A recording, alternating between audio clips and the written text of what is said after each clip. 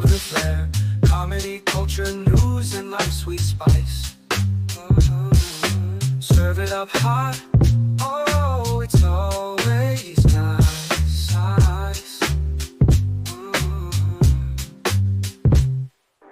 Laughter echoes through the digital street. Friends catching up, ain't that a treat? Jokes that ring sharp as a knife. They dive deep, set your spirit alight. HollingsWorthless, yeah, tune in tight. Three pals jiving, everything feels right. From comedy to culture, every news bite they bring to life. On a Tuesday night.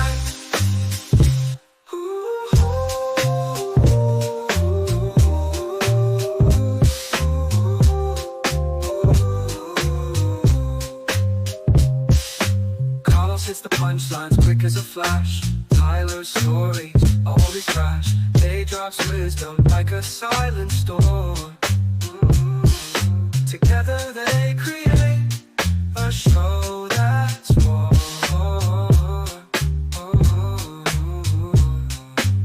They talk about the life, the love, the strife. Turn mundane moments into pure delight. Each Tuesday just feels right. It's more than a show, it's a piece of life. Culture served on a silver plate. News and views that resonate. Committed gold, you can hide your way. It's a weekly fix, don't be late.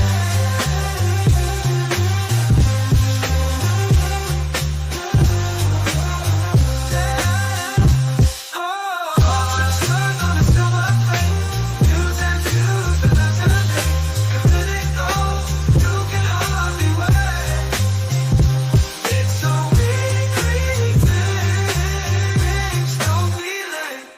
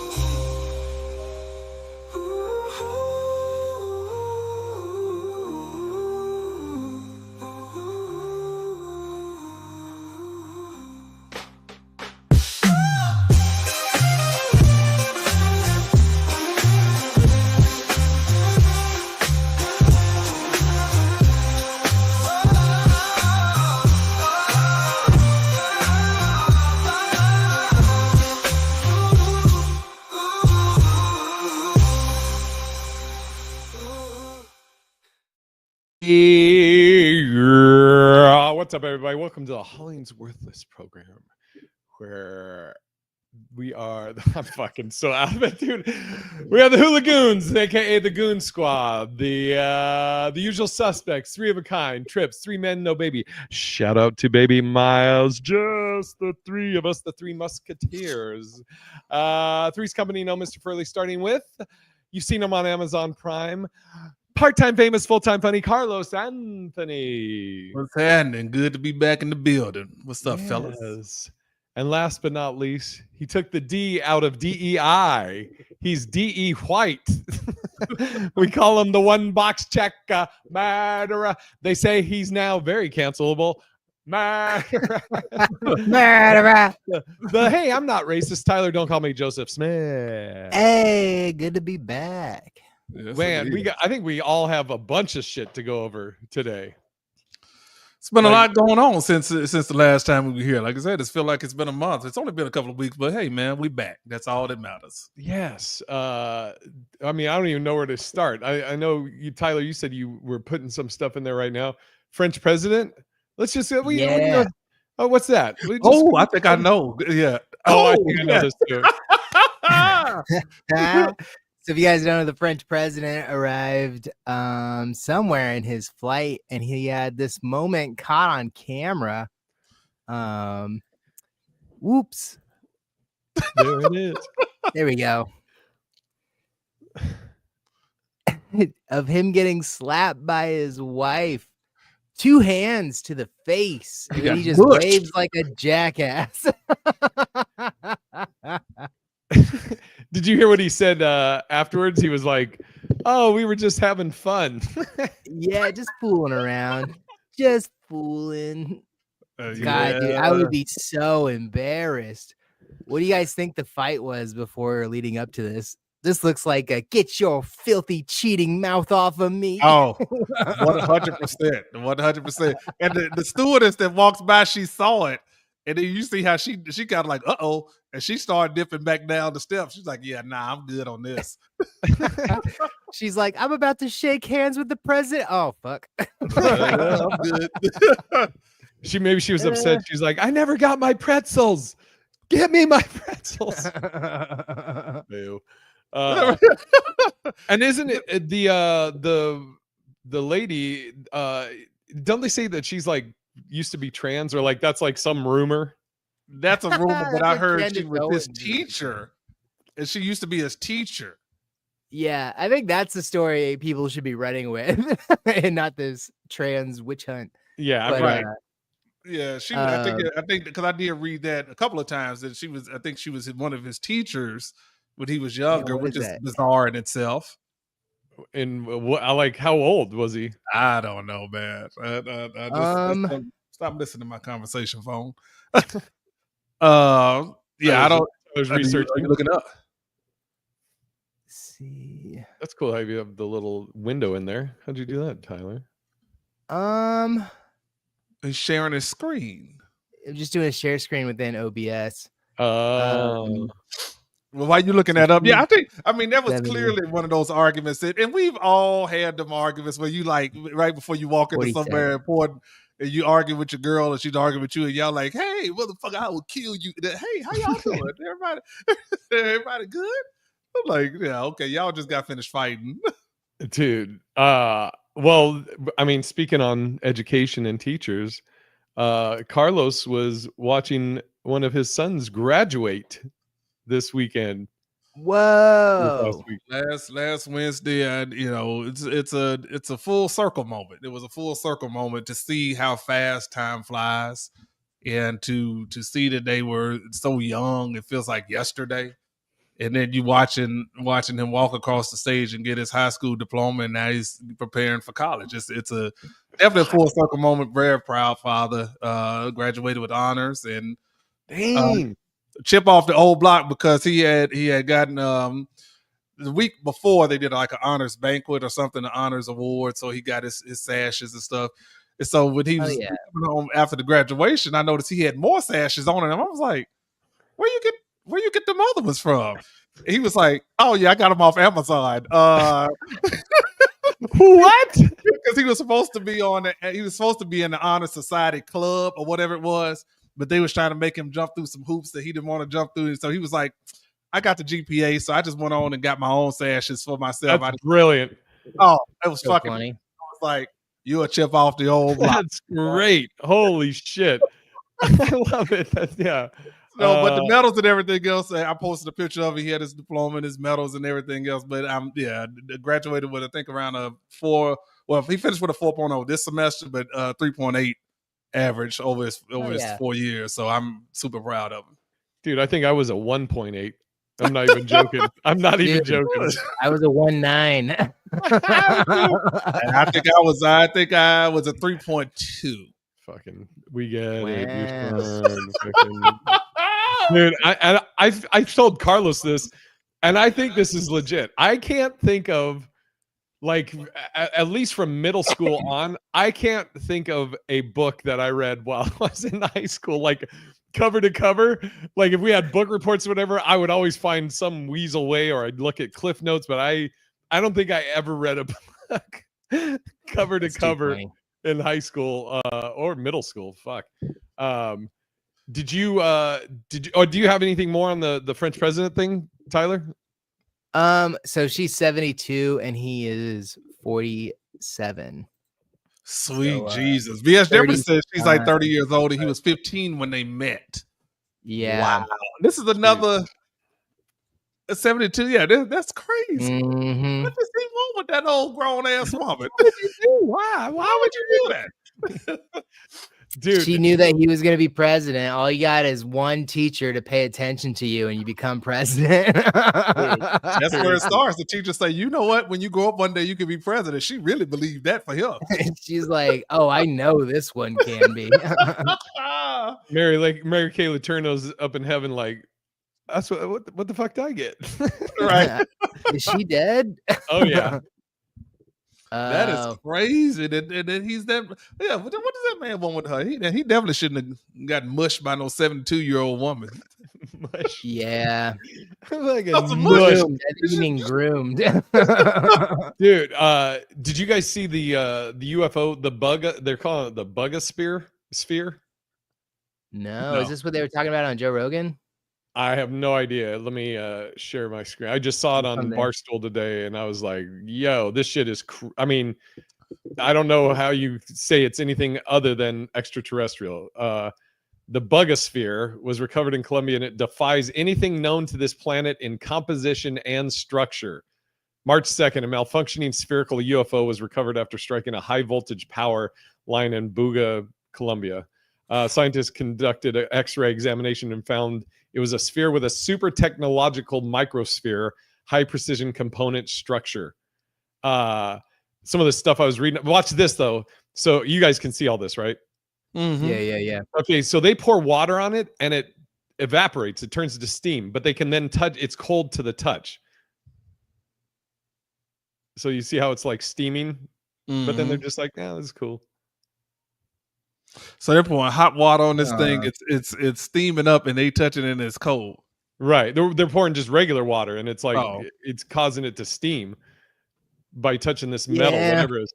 There's also no seams. It's like there's optical. The researchers confirmed optical fibers inside.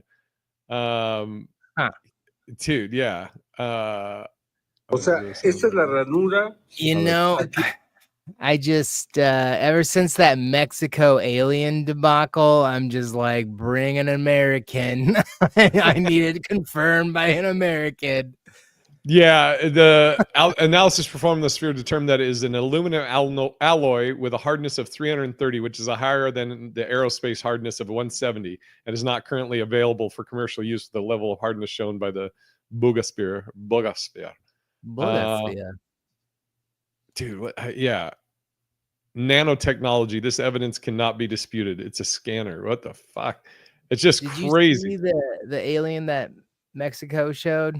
No, let me take this off. No, what is that? They like came out like a year ago saying that they found an alien, and they like showed it, and then people were like, "Can we touch it real quick?" And they're like, "No, just look at it. Just look." And then somebody was like, that's paper mache. This is paper mache." Like, it's just, I don't know what it was actually made out of, but it looked super funky. Let's see. I'll pull it up if I can find it. And then there was the Vegas, the big tall alien. Oh, the one that walked in somebody's backyard. Yeah. So I was getting my haircut up here in North Las Vegas. This was, God, this is probably whenever it was probably maybe a month or two after that happened. And one of the guys that walked in, the guy cut my hair. He's like, "Yeah, that was the dude. It was his backyard that the alien." Fucking, I was like, "Oh shit." This is what it was. I see this. I can't see it really. I'm trying to. Oh, okay. That's a Yeah. That's a And, like, fucking it's a paper mache. mummified alien, and then it was a total hoax. Nah. Total hoax. Some of these people, like some of these, like, I feel like whole countries are just click farming, bro. Like, let's just get some views, bro. If we get like, an influencer pay for a day, we can. I don't know. I don't know, man. I mean, I believe they are here, and they've been here for an extremely long time. So the older we get, the more we're gonna start to see the reality of what's happening outside of this world. Oh, dude, I watched this one video that was talking about, like, it was basically all the points to say that we are in a simulation, and it was like my brain was just like, whoa. I was like, "No, don't watch this high."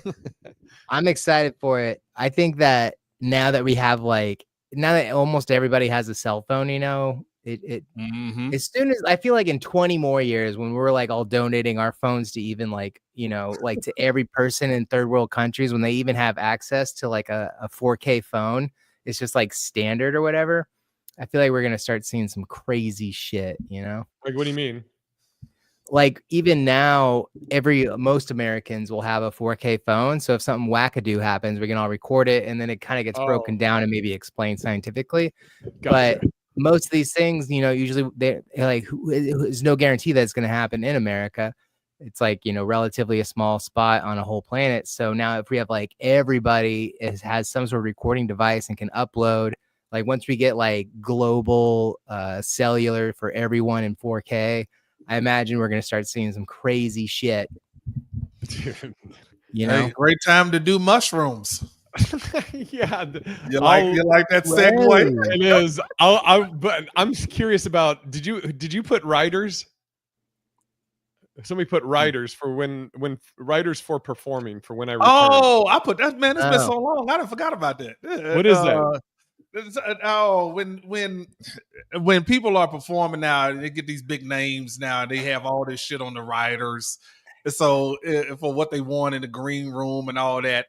So I can't remember where I was going with it then, but since you just refreshed my memory on it, what would be the craziest thing that you would request on a writer if you got to that level? Or are you just keeping it simple? Like, I'm here to do the job, and the job is what it is. So I mean, I mean, like I was just at Mic Drop a few weeks ago, and they're like some of the most attentive, and like, do you want anything? And they do things for me that like they used to have bacon, different flavored bacons, like sweet bacon and all this stuff, and they don't have it anymore. But when I go there, they will have it made. I mean, which is nice, but. They'll ask me, you need anything this that? I'm really basic. I'm just like water. I'm cool as long as I got some water. Maybe I'll get something to eat if they have good food there.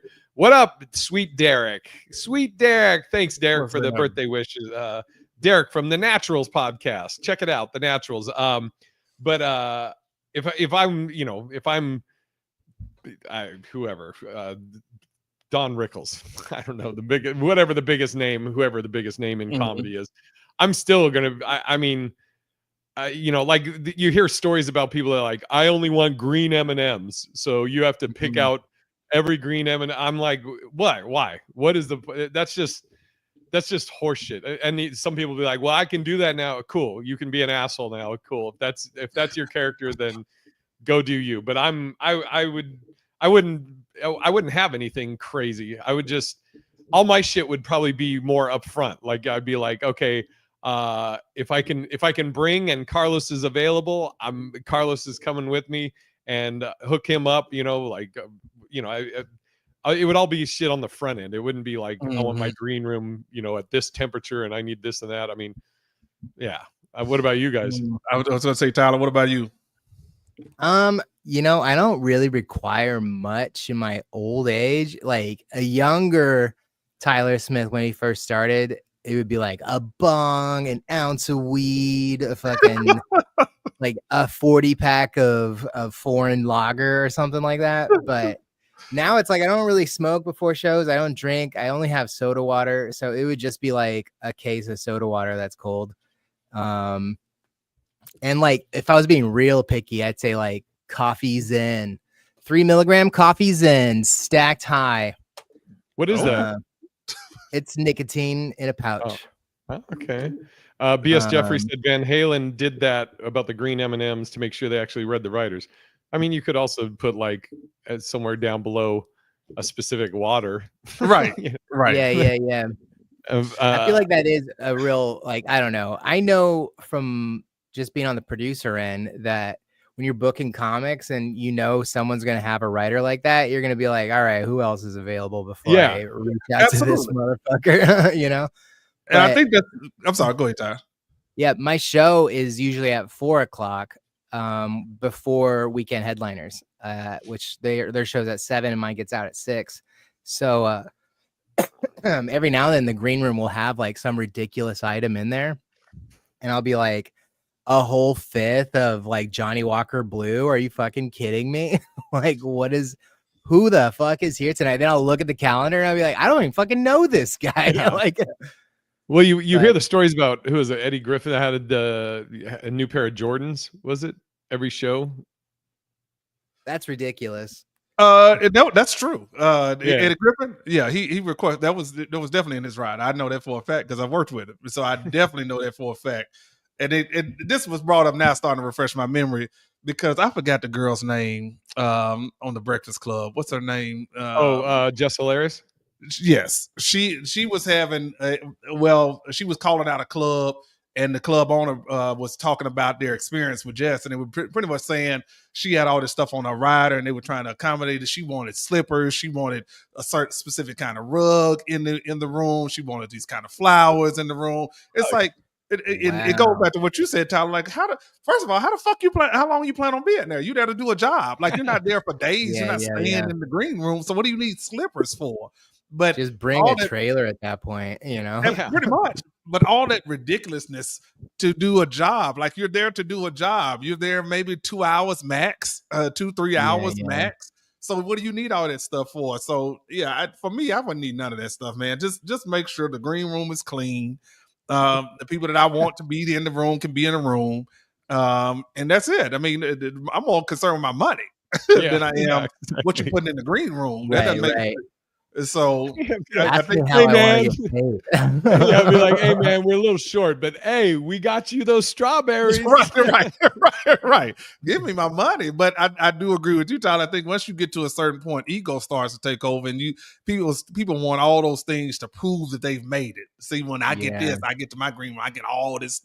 No, you don't. You don't need all this shit. It just do the goddamn job. One of my homies worked the green room at this theater, and he would tell me some of the ridiculous writers, and he had Ron White there.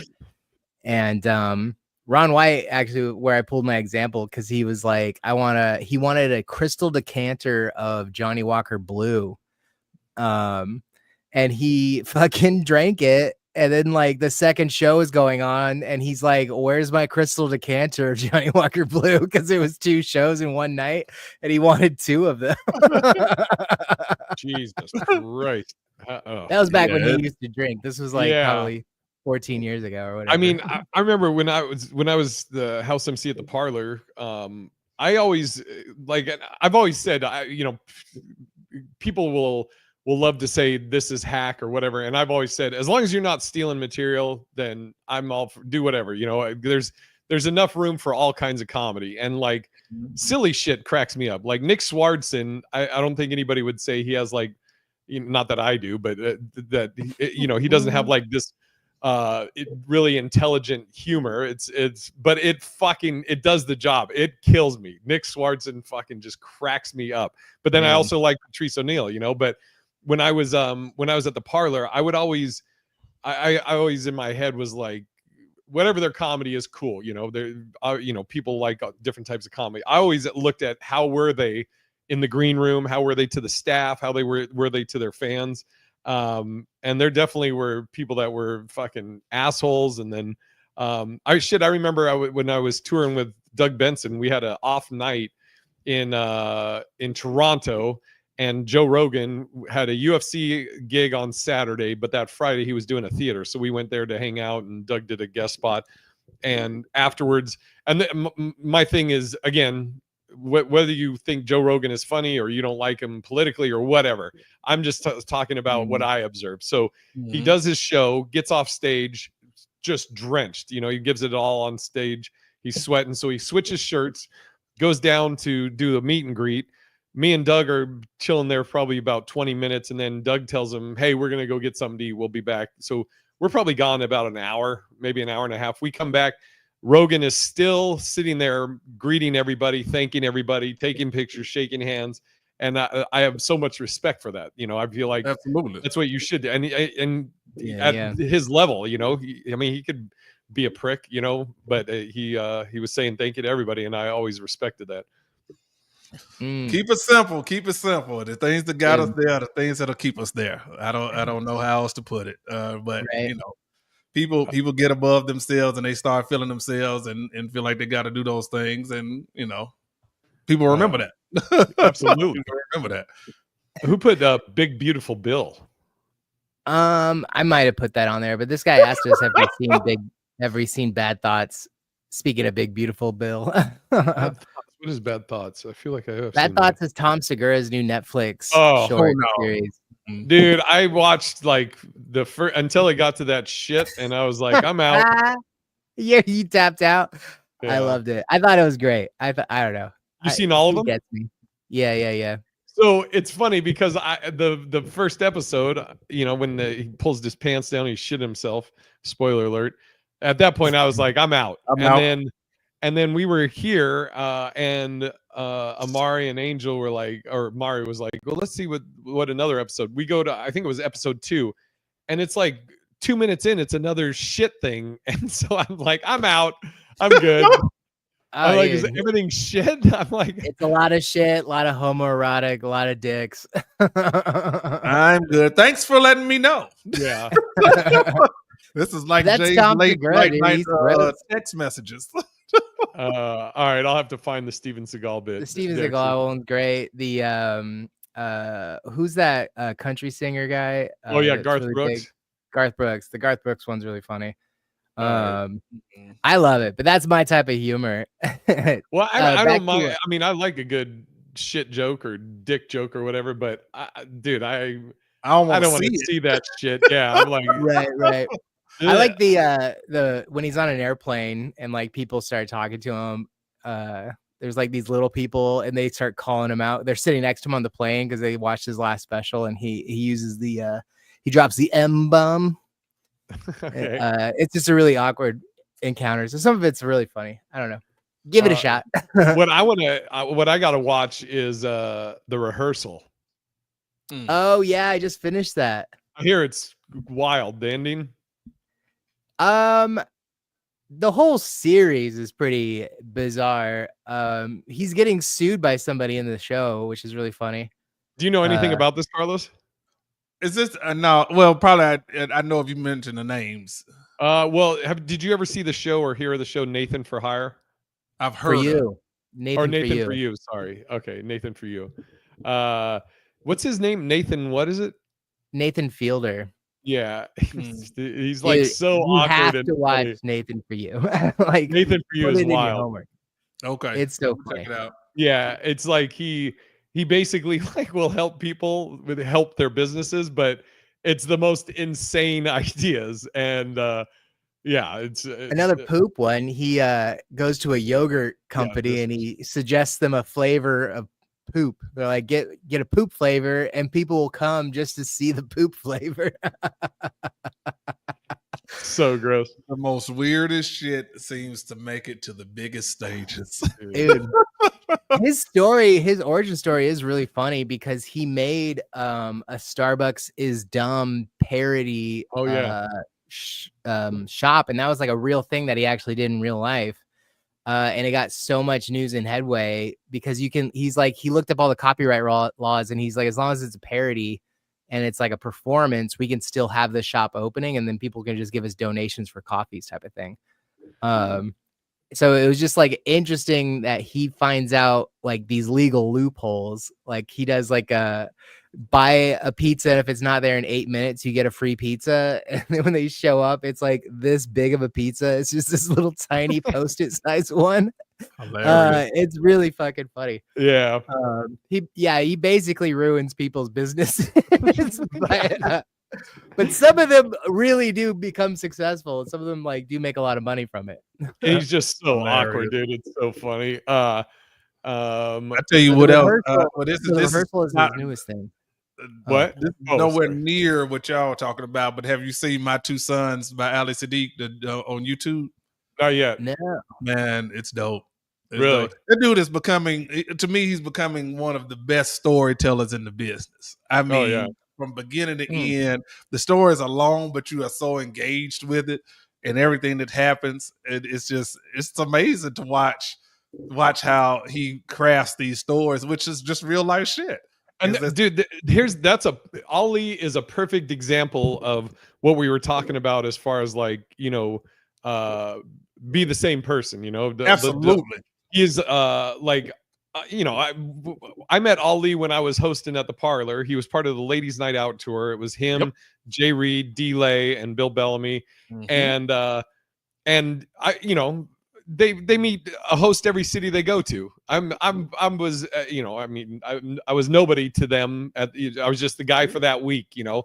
But meeting him, you know, this is now 15 years ago, and he's always, you know, like if he sees me online, hey, what's up, Jay? Or he'll come into it if I'm on a live, or he'll, you know, comment, and vice versa. If I go into his live, he's like, hey, Big Irish, how are you and stuff. And like I text with him when he was coming out here, and you know, he's just a fucking solid dude. He's just a good dude and an amazing comedian. Highly recommend anything Ali does. He's just a fucking good dude. And I would definitely co-sign that, because I had the chance to host for them too when they were doing the Bill Bellamy Ladies Night Out tour. And it's weird to watch the trajectory of all four of them combined, because I watched, of course, I knew D-Lay and Jay Reed before they came. This was when they came back to Atlanta to do that. I knew them before, so that's how I got a chance to host for them. But I always thought D-Lay was probably gonna be the one that blew up. Like I was like, man, this is because of his energy. Jay Reed was right there with him, but I was like, I didn't think Ali was gonna be this.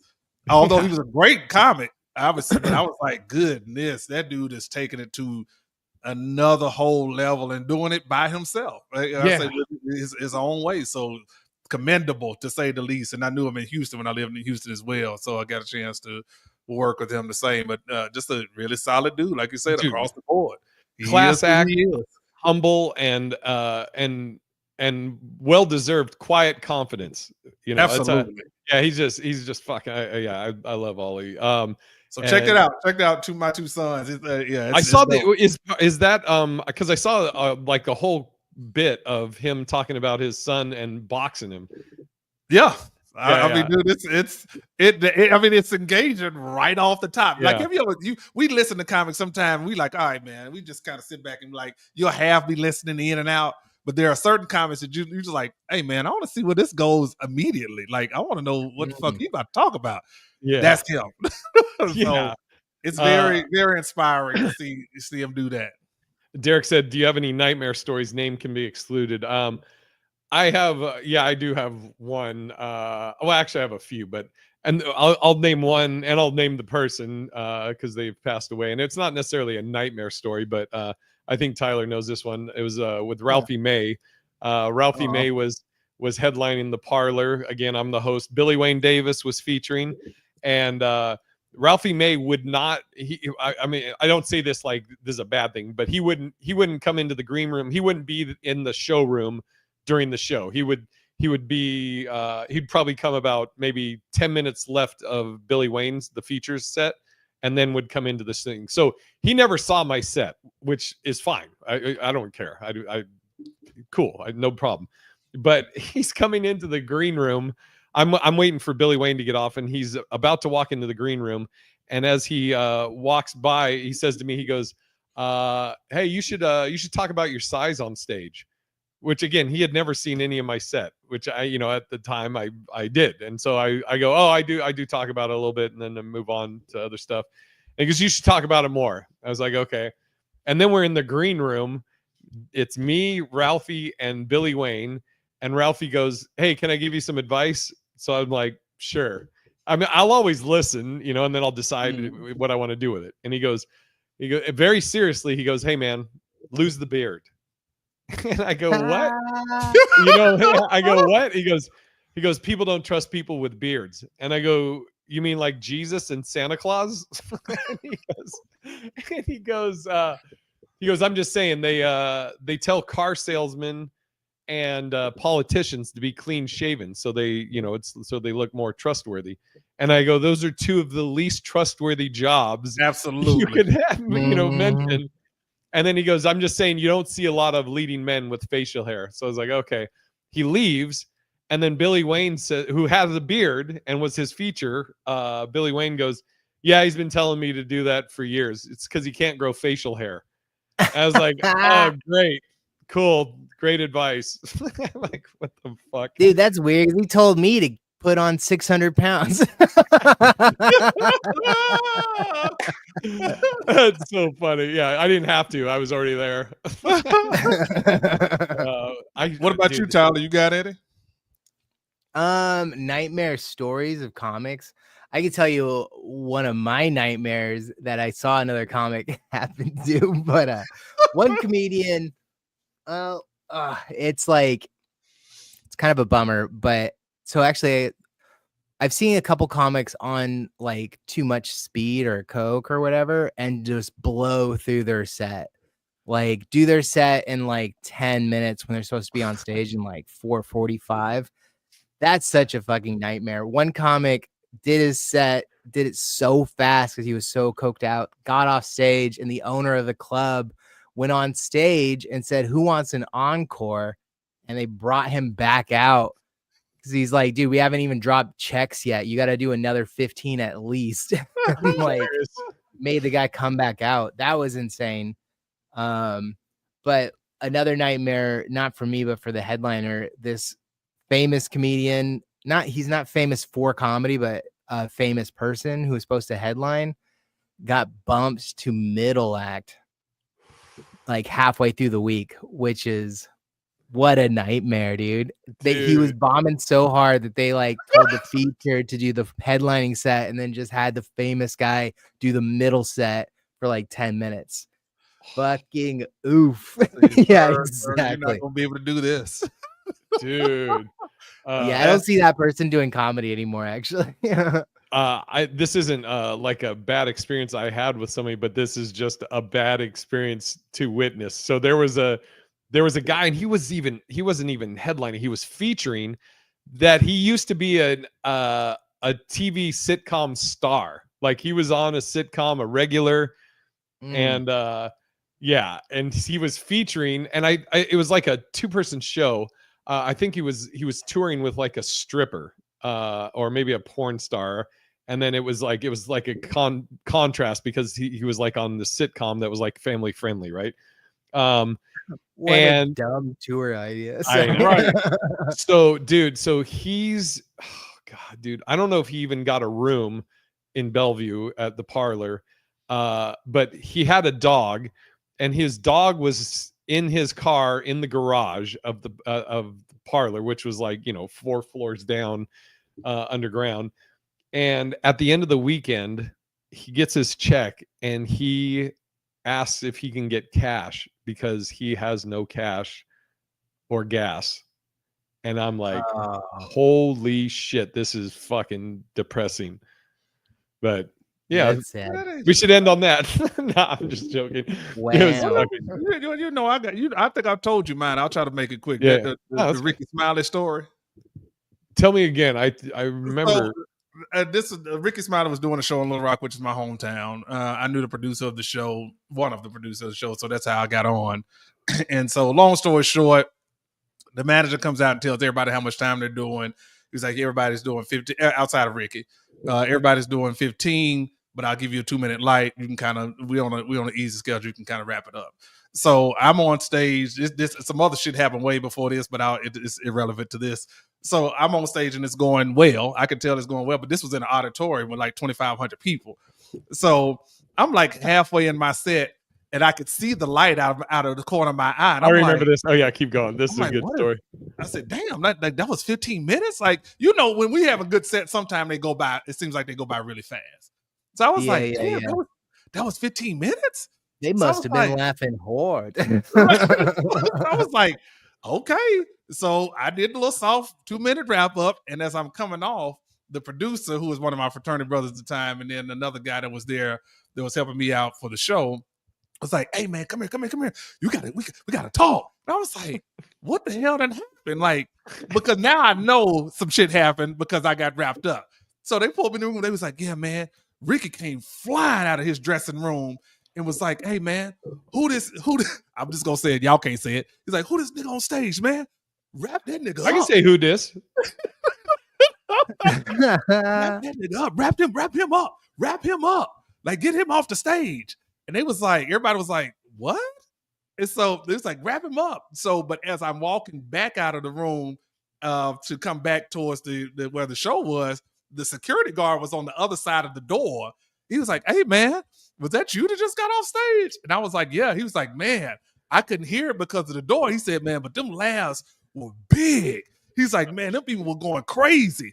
So they was like, "Yeah, man, Ricky told you to wrap up because you was actually doing well, and he didn't want nobody doing that good before him." So I'm out in the lobby area speaking to my family, and I came back, and Ricky had like a group of people around him, giving his little words of wisdom to people. "Man, when you come in, you need to dress like this, you need to do this, and what I do," and blah. So I went and stood literally right next to him purposely.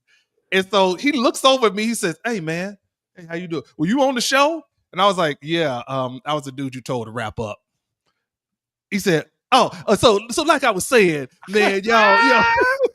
He's like, dude, and I was like, that was such a bitch move to me. I was like, dude, I'm nobody in the big scheme of things. This just happens to be in our hometown. So of course, I know a lot of people in that town. So yeah, it was going well, and I think I was doing well. But to do that was crazy. Was absolutely crazy, and I will never forget it. Yeah, so I'm like, see you again. Shelling out some local jokes will real like it'll crush so good, you know. But it was also, that's why I said it was something. It was a lot of foolishness that happened before. They literally did a intermission like 15 minutes into the show. Maybe I take that back. 30 minutes into the show, they did a random ass intermission that nobody knew about. This was like a great performance and a breath of fresh air amongst the show as well. Oh, it was a lot of foolishness going on because the host was trash. And so I asked them before they brought, because it was an intermission that nobody knew about. So people just got up and left the room. So I was next. I was like, "Are you going to go back out and kind of warm them back up, get people back in the room?" Yeah. I got it. So he literally goes out there. The DJ is sitting. This is the DJ. Oh, the DJ sitting back chilling. This dude walks out. "Hey, y'all ready for the show? Carlos," and just walks off. And so it's like, oh my god, what the fuck?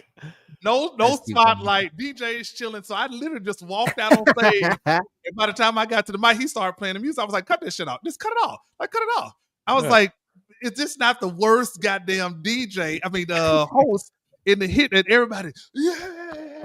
It was some other shit I said in between, but I was like, come on. I mean, like we talk about this all the time on the road, Carlos, but it's like I've never understood why you don't want somebody. I mean, unless you aren't confident in yourself or insecure or what. I don't know why you wouldn't want somebody to crush in front of you. I mean, like, you know, unless you feel like you can't follow it. I mean, and just like all you got to do is just listen to their set, and you can find something. Like I was doing JP's, and JP's style, Arizona is their style of show is they don't have a host feature headliner. They have a host that does like 10, and then they have like 3 people do like 15 minutes. And the guy, I forget his name, but he was going up. The last guy that was going up before me was local references, and he's a musical act, and he interacts with the audience. He does a bunch of crowd work.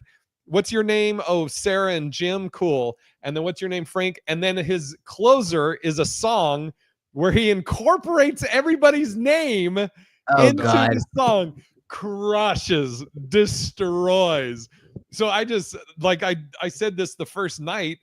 I just went up and I'm like, "Give it up for," I forget his name, but I was like, "Give it up for him." Everybody claps, and I was like, that is fucking impressive. I go, he took everybody's name and made a song with your name, and I'm like, all I have is these dick jokes. So I go, unless you guys want to whip your dicks out, and I can maybe like incorporate them in a joke later. I'm like, that got a big pop, and then now they've forgot about that guy, and now I'm off and running. You know, reset the room.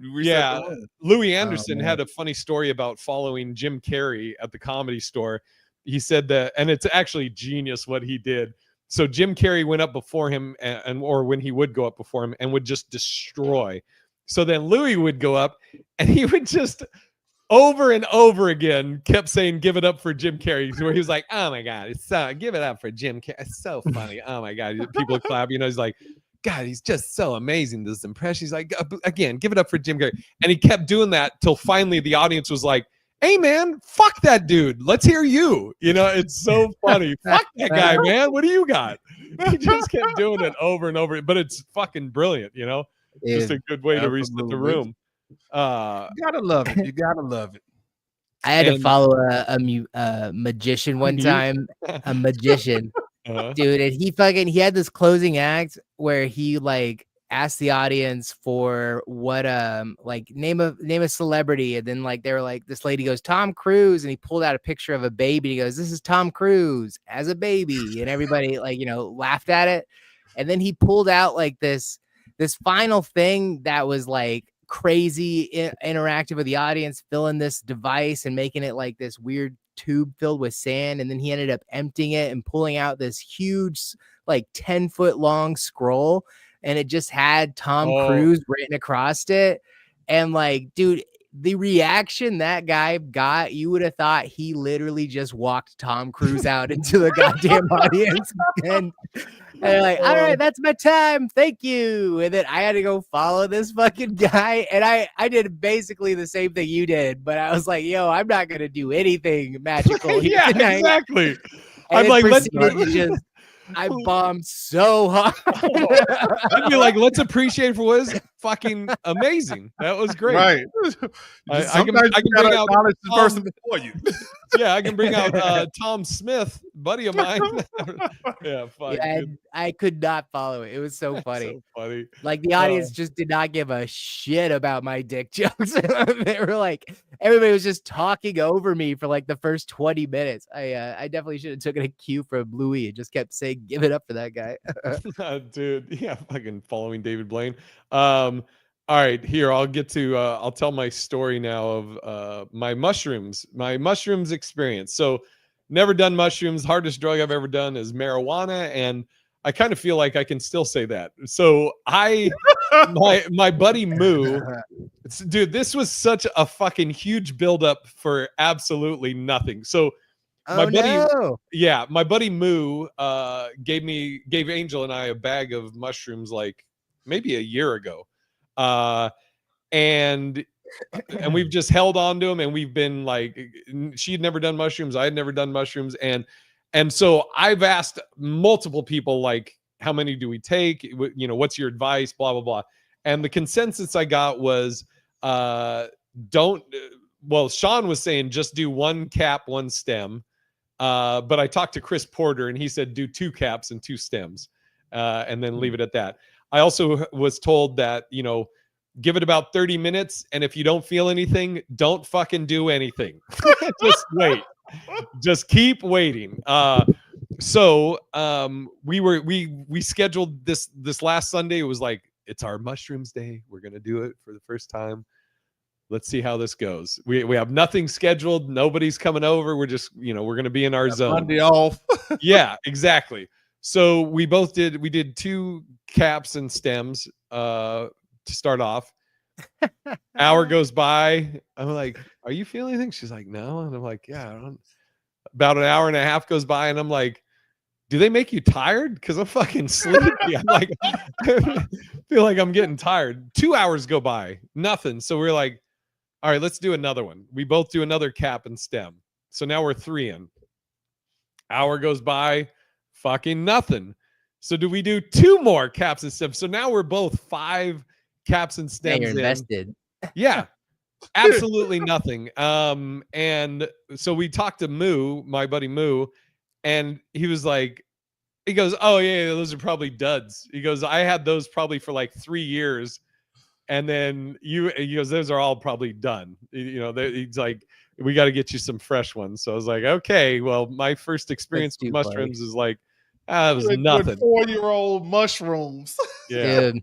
Yeah, mushrooms definitely have an expiration date. I had the same experience when I was in Australia. You can't find any drugs in Australia. I brought all of the drugs in Australia when I went there. Oh shit.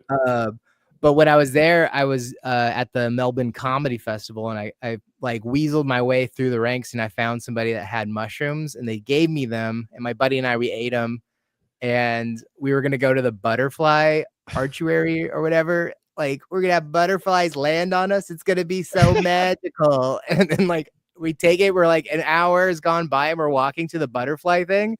I'm like, do you feel anything? He's like, no. I'm like, neither do I. I don't want to see these fucking butterflies either now. Yeah. Stormed off and got drunk. Yeah. Well, dude, that's what we ended up. We ended up doing a sip and or part of a sip and an edible. Just feel like fuck it, you know. But yeah, man, disappointing. So now I got to build up again and fucking have that anxiety for the build up whenever I fucking finally do it. But I definitely want to try. Here's a great tidbit of information, Tyler, to add to this. He called me while I was at dinner with my mother, and I had him on camera. He said, "Yeah, man, we just took these mushrooms." I'm like, with my mother. Yeah, he takes the phone. He goes, "I'm with my mom," and he fucking turns it around, and I'm looking at it. So I'm like, "Hi, Mrs. Simmons." Whoops. I know. We made cooked mushrooms for this pasta. Oh fuck! That's too funny.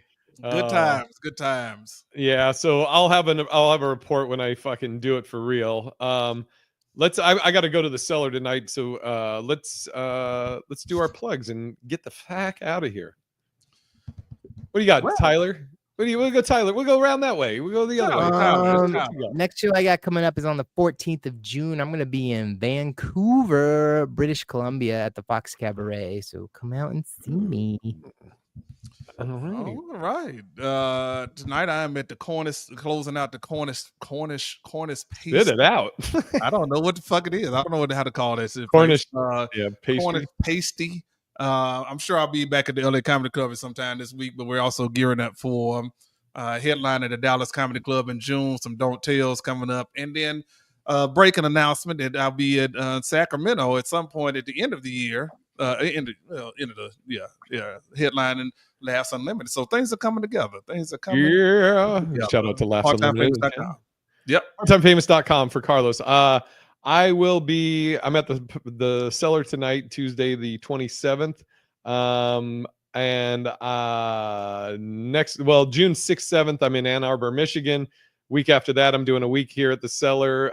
Week after that, I'm in Laughlin. And the week after that, I'll be in Colorado Springs. You can go to bigirishj.com for tickets. And thanks, everybody, for tuning in. Until next week, bye.